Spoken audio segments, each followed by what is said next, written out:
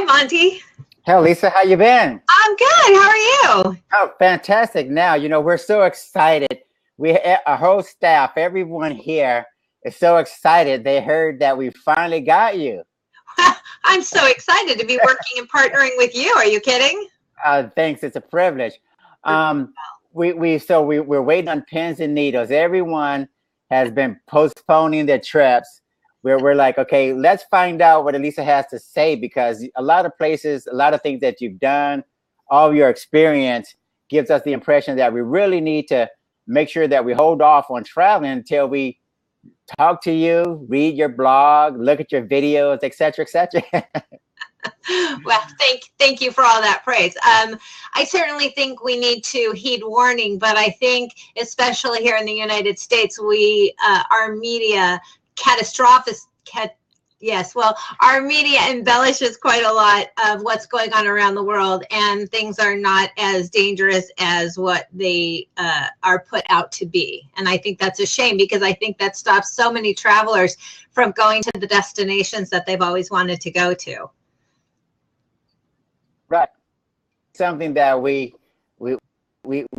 typically think about, but it's I'm glad you're clarifying that, because I guess if we listen to the media enough, we probably wouldn't go anywhere, right? I absolutely. I mean, look, I live in Los Angeles. There's probably more danger for me here just going outside than there is traveling overseas. So I think we need to be smart and heed warning and look at government issued warnings and be politically aware of what's going on around the world. But I think we also need to be open-minded and know that, we have to have eyes in back of our heads, and we have to just be careful and know what's going on and have a good eye on our belongings. And we can travel safely that way. We travel smart. Oh, okay. Now, before we go too far, is it possible for our viewers to find out a little bit about who you are and what led you to take an interest in something as daunting as traveling the entire world? Very few people can say that they've traveled to the various ends of the planet like you have. Tell us a little bit about who you are and how did you come to this point in your life where you decide to just throw yourself into traveling. Thank you for asking that. So like I started traveling when I was 22, and I started with a 2-month backpacking trip through Europe, which was really inspired by my sister-in-law, who's British and had done some backpacking when she had been younger. And so I decided to make that my first trip.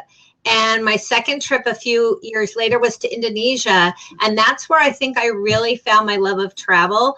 And through the years, my money didn't go to coffee and dinner. So I saved my money, and it was always about where was my next destination. And I planned all my trips on my own. I'm a solo adventure traveler. So it's taken me to 80 plus countries on all 7 continents.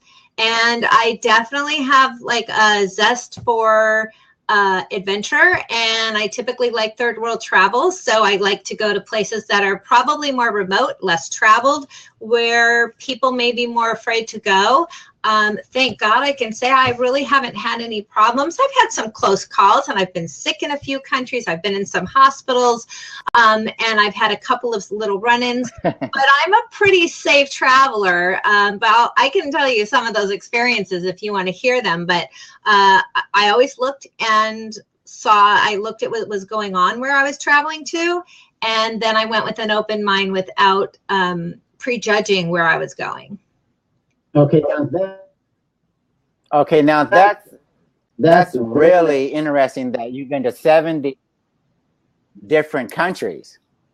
Yeah, over 80 on. Can you hear me okay? It's breaking up a little, but I'm kind of getting it. I have been to over 80 now, and I would say my favorite continent is probably Africa, followed by Asia. I love Southeast Asia. I love Indonesia a lot. And I did some trekking up in the highlands in West Papua, Indonesia. It used to be called Irian Jaya. And I got to hike with the Lani and Dani people and stayed in their huts where you're passing little children, 2- and 3-year-olds carrying machetes, and they're waving their little machetes around. And I've had some pretty interesting encounters. Wow. Okay, I just want to say welcome Rhonda, we have occasionally we're going to see people drop in, and we're going to see if we can get Elisa to tell us about some of the more hairy adventures or situations where you felt like, you know, you really didn't know what was going to happen. Tell us about a few of the occasions. I read some of the materials, you know, preparation, and then we read your blogs and some of the other things as well. What are some of the more particular scary situations that you've encountered? Okay, so this is, I mean, I laugh at this now. I was in Madrid, and Madrid is one of my favorite walking cities in the world. And Europe is probably my least traveled continent, yet I have some great stories from there. And I had been traveling on a bus, a local bus, and there was a woman who you could see had some kind of disability, a mental disability of some kind. And she was talking to herself, and she was getting upset, and she was kind of arguing with herself, and the bus driver and I would look at each other through his rear view mirror, and other passengers and I were kind of looking at her. Oh, okay. And the next thing I know is this woman turns around on the bus and pulls her hand back, and I mean swung it straight across my face. This woman so hard. It was, wow. It shocked me. Like, it was so bizarre. And the bus driver happened to catch it in his rear view. So he pulls over the bus and he has this woman leave. And I'm like a little shocked. I'm traveling on my own. I was fine. So we continue on, and you wouldn't believe what comes next. So I get off at my stop, and I'm walking down the street, and I'm, you know, just enjoying my view. And I see two women up ahead, and they're talking to, they stopped a man who was traveling on his own, and they pulled out a newspaper. And this is a scam that I want to teach, you know, talk to your viewers about, because I think it's super important that we be really aware of how professional these people are at taking your belongings without you having any. These two women, one was talking to him to distract him and asking him about where to go, and the other was holding open the map, like above his chest, and they were the other was talking. The woman holding the map, literally, I had looked underneath as I was walking down the street to pass them.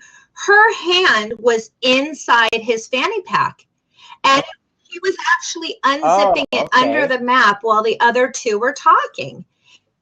So it was super instinctual. I don't know what made me do it, but I took my hand and I pulled up the newspaper and I threw it up in the air. And I yelled at the guy and I go, "Watch your stuff." The next thing I know is these two women are chasing me down the street. I've just gotten slapped on a bus 10 minutes before. And now I'm being chased down the street. I'm panicking. And as I'm running, I see a bus stop up ahead with people. So I figure I'll be safe at the bus stop. Well, the bus stop had glass on the far side. So it actually locked me into the bus stop. And you wouldn't believe this woman comes up to me and slapped me so hard across my, and I'm like, twice in a day in Madrid. It was hysterical. Like, you can't make that. Oh, God.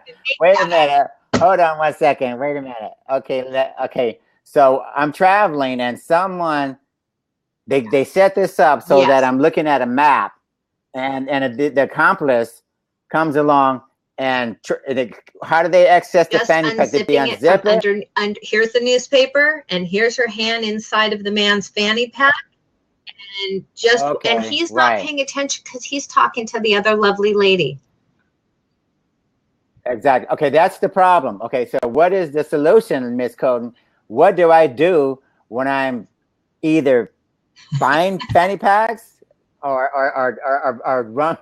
roaming the streets without any idea that this could happen? But how do I prepare? The first thing is, you know, it's just like when we're here in Los Angeles and you're walking down a street. You don't have to be traveling. We have to be smart. If somebody stops me to talk to me and asks me for directions, instinctually, the first thing I do is I grab my purse. I either pull the strap that's around my shoulder, or I put my hand on the zipper of my fanny pack. I had an experience in, I think it was somewhere in Europe, and I was in a McDonald's, and I was getting ketchup after buying my food, and I was at the counter with the napkins, and somebody's hand was trying to unzip my bag, and I was just very fortunate that I kind of felt it. And I was able to Right. scream, and I put my hand over their hand and I grabbed their hand, and I wasn't robbed. But that's how easy it is. It can even, and I'm, you know, I'm an experienced traveler and I'm pretty cautious, but it only takes a moment. So especially in crowded places, trains, buses, public transportation, crowded places in restaurants, I think it's just very important to be really careful. There's another scam that's super popular. Well, I'm sorry, before we move on, is there any type of fanny packs or something that you think, or maybe another place where I can keep valuables? Okay, or so one of like this? Or what if I lock they my fanny actually pack, do have products and purses where it's hard to cut them off. I always say with purses, you know, wear things around your shoulder. Oh, okay. One of my favorite products is a leg belt, and it's fabulous. It's like, you know how people wear the waist pack where it's very thin and it goes underneath the clothes, like under the pants, and it's a thin zipper. Oh, there you go. Just wrap around the shins, and so you wear them under your pants. So if you're wearing shorts, clearly that won't work. But if you're wearing pants, you can't feel it. And I usually wear two. So I keep photocopies of documents in one, and I keep my credit cards or money, whatever, in my other one. So that way not everything is on my person, because most people don't check your pant legs. Back in the day, in the late 80s and early 90s, one thing that was kind of common, people would go into trains and they would like not bomb, but they would like to put people to sleep, smoke bombs or whatever they would call them. And then they would rob people on the trains. But yeah, because most people wear their money usually around their neck, down their shirt, or in their waist. So wearing it someplace else, it's just one more form of protection. It's like an $18 product. You can Google it. You can get them online. They're on my website at www.theworldtraveled.com. So you can buy them really easily, and it's just another way to keep your stuff in a safe place. Okay, those are some things we can buy directly from you. Yeah, you can always get that. Yeah, absolutely. Oh, okay. Now you're gonna before I interrupt you were gonna say some other situations where you were in, I guess, either were taken advantage of or luckily escaped it. So there's a scam. This one I was lucky. It didn't happen to me, but it happened to people that I was traveling with after they were warned that this would exactly happen. So we can be aware and be told, and we're still not really paying attention. There's a mustard scam. This was in Spain, and where, I don't know if that's still kind of a popular scam, but they would quote unquote mustard you. Somebody would come up to you, accidentally knock into you, spray mustard, like from those ketchup mustard bottles, the plastic bottles, get mustard on your clothing, and while you're wiping it, the next thing before you even know it, your camera and your money is gone. They take everything. Oh, okay. It's another form of distraction to get you to start wiping off yourself. Exactly. While they take advantage. So we were actually, I was traveling in a small group. I had met up with some people, and somebody had told us about this popular scam. So they said, you know, be careful. If someone bumps into you, don't get distracted. And 4 people, after being told, it still happened. And the first thing they did is they lost their way, and they got all flustered, and they're wiping it all up, and their cameras and everything was taken. It was such a shame. Wow.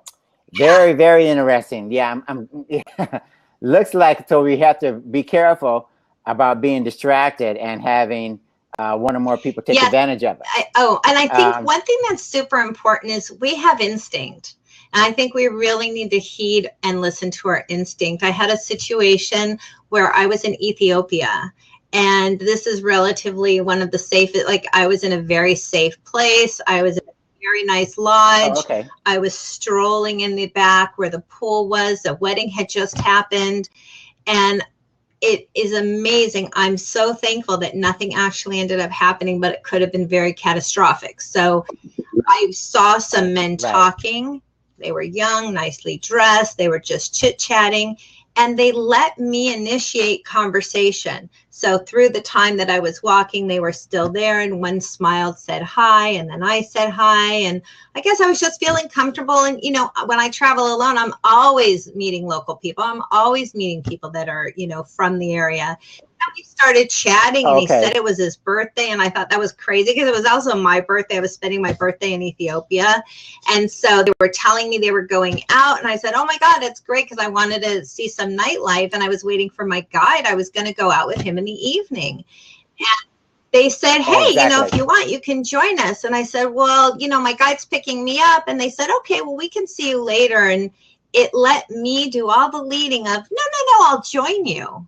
Like, I was putting myself in harm's way just without realizing it. Exactly. And I said to them, I said, okay, well, will you mind coming up with me to the front desk so we can leave my guide a note so he'll know where to meet us? First sign was when he said, no, you go on your own. That I knew, like, it didn't make sense. And yet I still continued in this conversation. Anyway, I did convince him to come with me, but he was a little shoddy, looking side to side, and it was very quick. My second instinctual, like, instinct that something wasn't right was the car. They had one of those, like a little local buggy type car waiting right in the front. A car wouldn't be sitting there. I got in the car. We went to a club. Anyway, everything worked out okay. But just as, like, music had started, my guide starts screaming. Like, he was screaming my name, running up the stairs. There was all this commotion. The two men started fighting. I was scared. I didn't know what was happening. The two men yelled at my guide and said, you're costing us money. Apparently there was a scam that they would take these tourists to this particular place. They would drink, would pass out, and they would take them back to their hotel and rob them. And I got very lucky. And by making him go to the front desk, it was the woman at the front desk who knew that they were a danger and called my guide immediately. I had just left with him. Okay. Now, I wish she had called me over to say, Elisa, don't go. That would that would have been good. Exactly. But I had a feeling, and I didn't listen to it. And so that taught me a lesson. I can't see myself getting in that situation. Now, it's not going to frighten me enough that I'm not going to talk to new people when I'm traveling. That's never going to happen. But I should have listened to that instinct. I knew something wasn't right. Okay. Now, are there any particular trouble spots, if you will, where just in case we want to travel to certain destinations where you see more scams, more fraud take place as far as people taking advantage of tourists? And that includes anything from exchanging money to paying tips, not paying tips, anything that we can learn from that? I think there are all different places around the world have their own little niche of what scams they find work. So I think we just have to be careful. You and I have talked before about taxis and setting prices before you get in the taxi and making sure that the number is understood, making sure a meter starts like you and I discussed, making sure a meter starts after you get in, not before. Changing money, not changing money on the street with someone who's, you know, cambio, or what, you know, whatever language it is, and they're saying you can change money on the street. You know, go into a proper bank, go to a place that you're told by a hotel that it's safe to change your money. A lot of people still do it anyway. Again, I'd say use your instinct. I've gone to smaller change places to change my money, and it's been fine.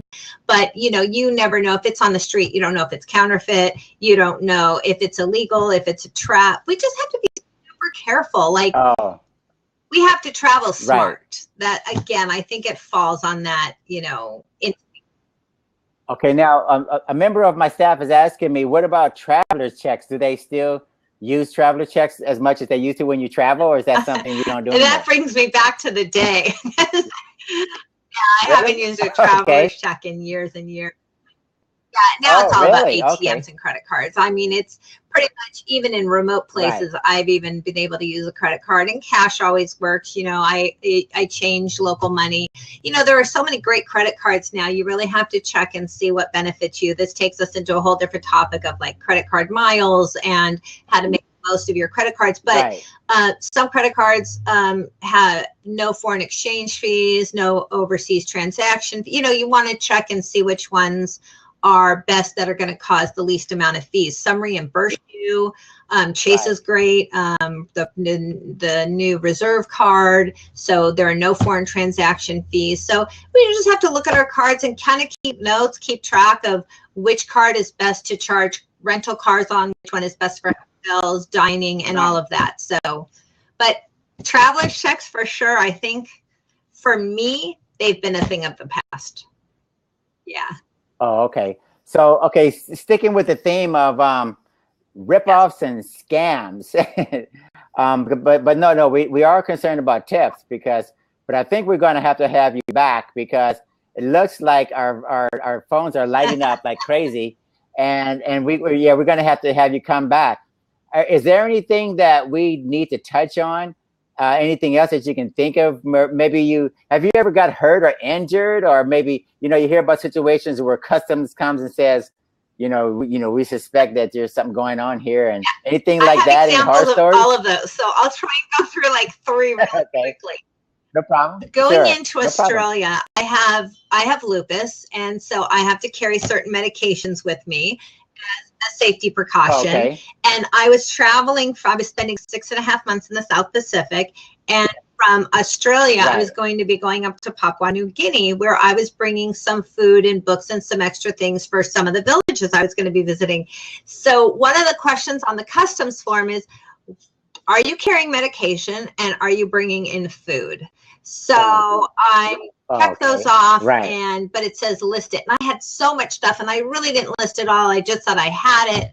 And I was kept in the customs office in Australia. That was the longest time I've ever been. Hours and hours and hours. I mean, they drug tested every bag, and I had for 6.5 months worth of medication. And they were drug testing everything and opening food. Like it was hysterical. They almost didn't let me come in. They almost sent me home. Really? And they said, you're very lucky we're letting you come through. So when they're asking you these questions on the forms, no matter how little you have, we really have to be honest.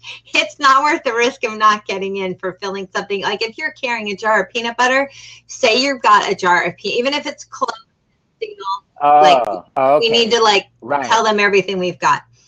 So that was one. And then I've been sick all sorts of places. I had cholera. I got cholera in Zimbabwe. They took very good care of me, but I was quarantined, and I was told that I couldn't.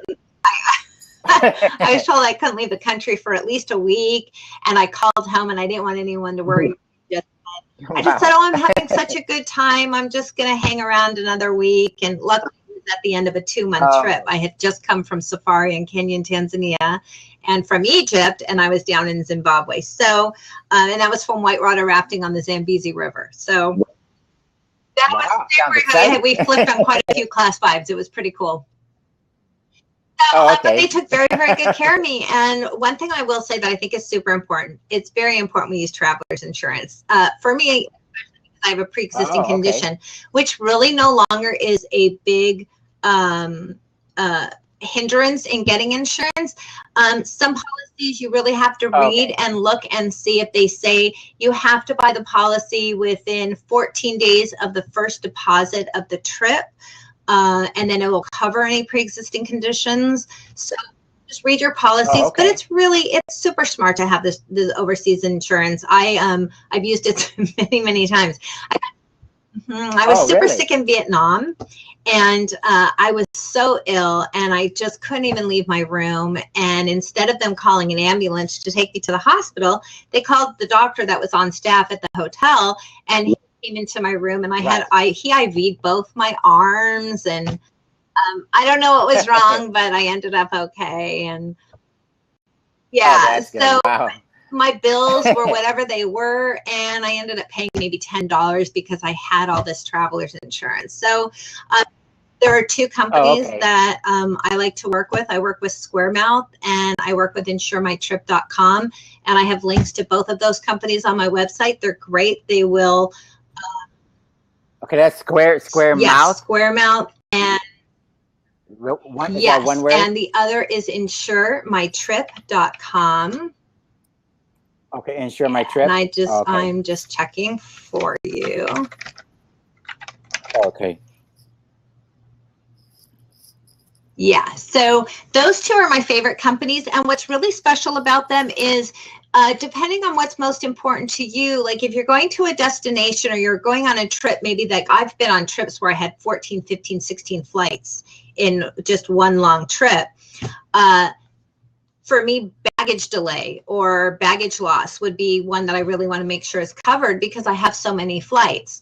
You know, you have a pre-existing condition, right. Medical insurance may be very important. When I went to Antarctica, the company that I traveled with, they require that you have emergency evacuation coverage, which you have to read the fine print because had something happened, God forbid, in Antarctica, they actually do not pick you up from anywhere you are. You actually have to make it to a mainland hospital and they'll evacuate you from there. So there are still limitations, but they did require that. So when you pull up these two companies, it gives you all the rundowns of what's available, so many different companies with policies, and you can pick which aspects are most important to you for the trip you're doing. I got you. I got you.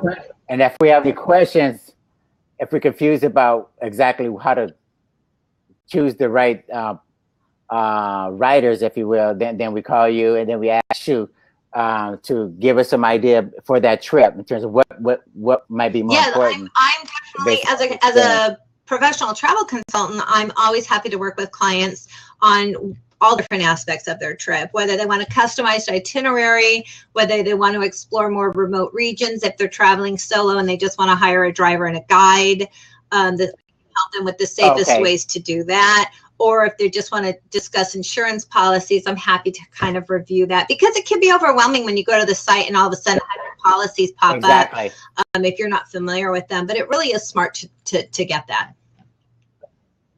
Okay, so to summarize, in terms of what we've covered so far, we should cast aside what we read in the media. We should consider that a lot of times what's happening in that particular country is it may not be depicted accurately in the media. And we need to consider that this is a huge continent in terms of where we're going or whatever, and the problem may be relegated to some very specific region or something like that, or maybe the media is just blowing it out of proportion totally in terms of what's going on there. Yeah, it sometimes does, and sometimes it can be a neighboring country that has more problems, and so the problem is there's so many wonderful, fabulous destinations out there, and so many of us are real true explorers and want to go to all of them, and hopefully eventually they'll all be safe. Just sometimes there are just political things happening that preclude us from, maybe traveling right then and there, but the neighboring country is okay, but we fear that place, because of proximity, we shouldn't go there either. And that's a fallacy too. So I think we really need to be careful.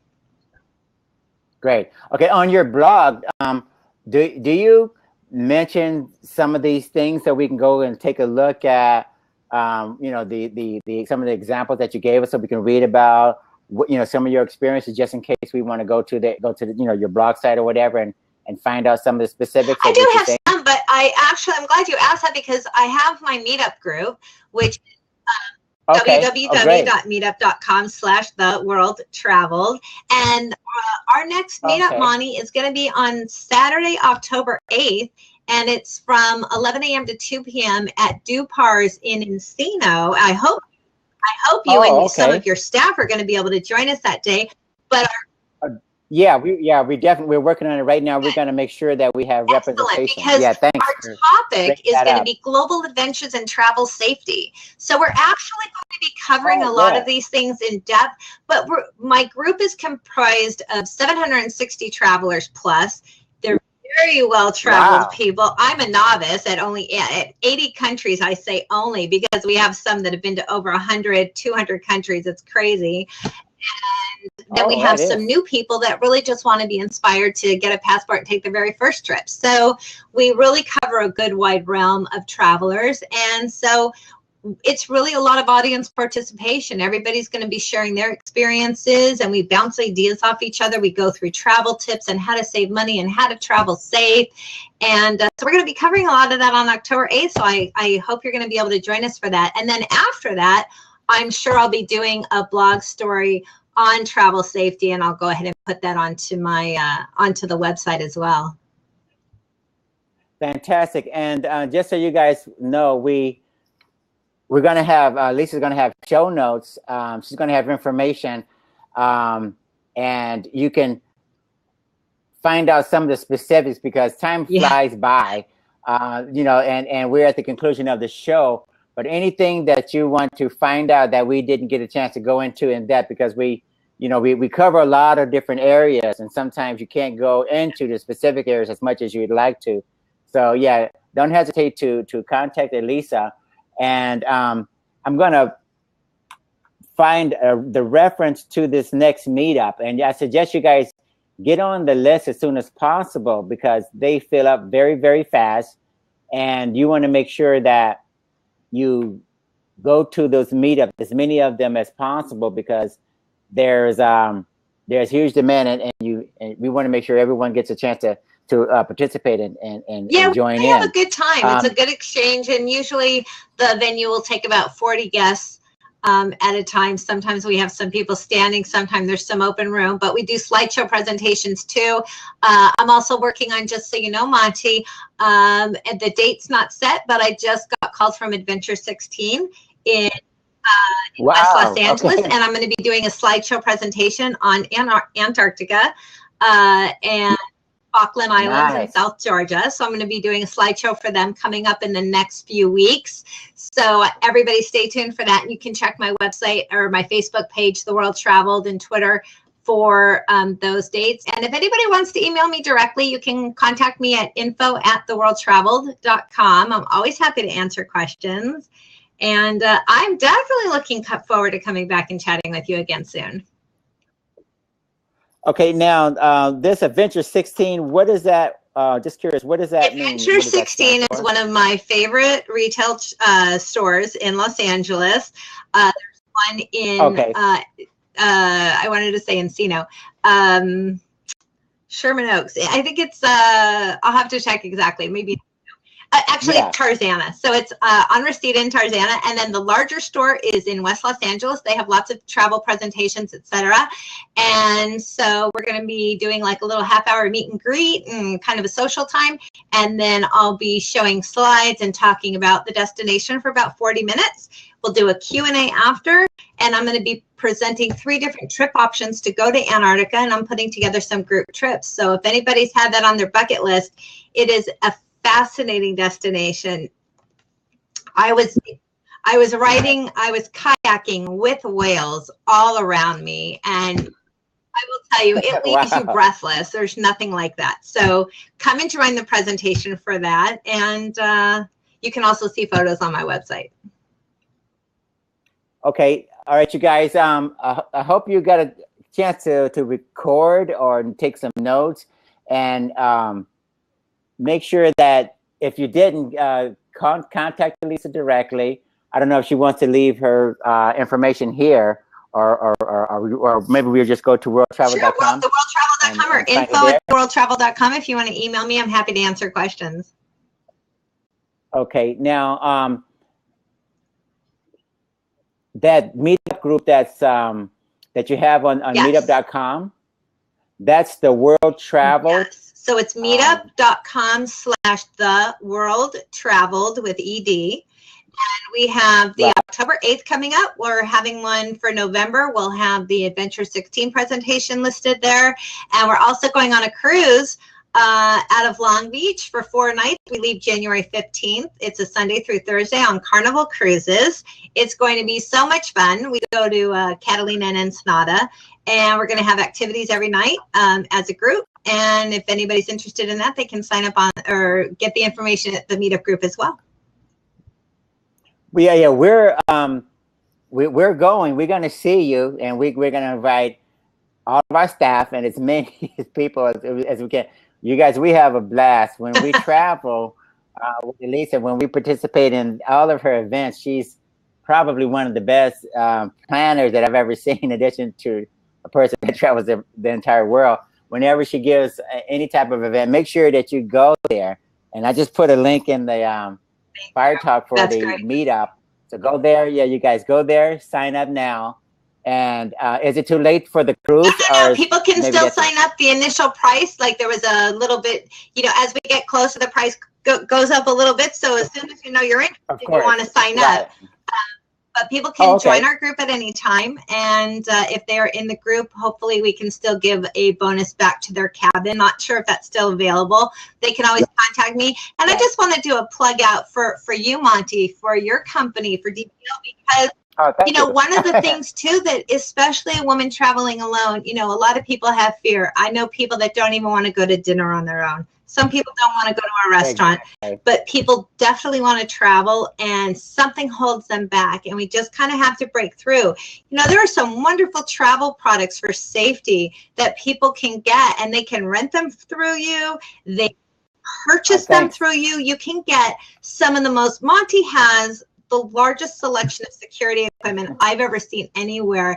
And really, especially for a solo female traveler, you can get like crazy cameras in clocks, in shaving cans, in daily products that note the maid is not going to be lifting up, and you can be facing that camera towards your safe. And if you're using that room safe, you know, there's always, do we put the money in the safe? Do we leave it downstairs with the front desk? Do we carry everything on our person? Always good. You can always split things up a little bit, so it's always, so if you lose something, you're not losing everything. These cameras you can put above your door. They can be facing the room. You can get little, it's like, it looks almost like a little wedge. It looks like a little wedge. And it's like an alarm, and you put it in your door. So if the door were to open, it sets off an alarm. You can get little bells that you can put on a door handle. So if your door handle moved, you're going to hear that. I mean, there's so many little things that you can do. And Monty is your perfect contact for that. So that's who I go to make sure when I'm traveling smart and safe too. Thanks for that shameless plug. I appreciate it. Whenever we get a chance, we try to slip in a plug every once in a while for each of our respective businesses. There's nothing wrong with that, that's for sure. You help keep me safe on the road. I mean, you know, we are a team effort. It's funny how seriously, cross, and we can't do it without each other. So no, we entitled this you guys intentionally because me and Elisa, we talk about, you know, safety and security, and as she mentioned, she travels a lot of times by herself. So you really have to be comfortable. And yeah, we do our best to make sure that people make it to the ends of the world and make it back safely. That's what's important. I mean, that's what it's all about. You know, life is nothing without getting out. One of my favorite quotes is, traveling, it leaves you speechless, then turns you into a storyteller. Oh, okay. Right. I like that. Ibn Battuta, he is a 15th century Middle Eastern traveling guru. And that was his quote. I'm sure I've gotten his title somehow blotched, but that's basically where that, he said that first. And that's actually on the back of my business card. Okay. He says travel. Period. It leaves you speechless, then turns you into a storyteller. And I'll tell you what, Monty, my whole life is built around these crazy stories that people just would. I mean, I'm telling stories half the time, and I don't even think people, but you know, I've been hit by a gorilla in the jungles of Uganda, like crazy things, you know, just crazy stuff. Wow, we're gonna have to come have you back, and it's gonna take a few shows. Is that Butata? Yes, Buttata. It's IBN is his first name. Right. Okay. IB something. Butata. Exactly. Okay, you guys heard it here first. And So travel Yes. safely. Traveling leaves you speechless, turns into a storyteller. Okay, Lisa. Any departing words that you can leave with us? You covered so much ground, and it's a pleasure as usual, and very exciting, and we want to have you back. So, anything that you can tell us as a last word, departing words? Plan your next trip. Pack your bag, be ready to go. You know, that's my motto. So my motto is pack and go. You know, don't let anything hold you back. Be ready for your next adventure, and then do what you have to save for it so you get out in the world. There's nothing like seeing the world. Okay, got it. You guys remember that. Absolutely. All right. Now, as I always say at the conclusion of every show, share this with a friend, a relative, an enemy, an associate, anyone, and bring them back here, and let's participate in expanding our horizons. Okay, you guys. So, Elisa, we'll talk to you soon. So much to you guys. Thank you. You too. Okay. Cheers. Thank you. All right. Okay. Bye.